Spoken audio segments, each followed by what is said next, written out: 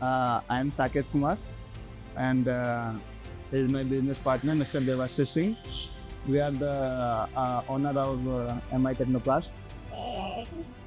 So we have two plants in India. One plant is in Pune, and second plant is in Hosur, Tamil Nadu. Mainly we are in automotive two-wheeler segments. We are working for home appliances and electrical components majorly. First machine we have taken in 2023, and that STM team has supported us a lot. At that time that machine was new, but we trusted on that by considering the cost and whatever the support we have heard from the market. So based upon that, we have taken the first machine. Then again we've taken the second machine in the next 2 months only.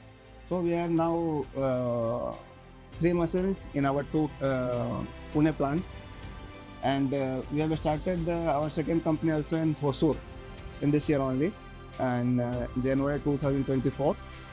So there we have taken completely 4 machines of STM, and we're planning for 1 or 2 machines more in the next 1 or 2 months.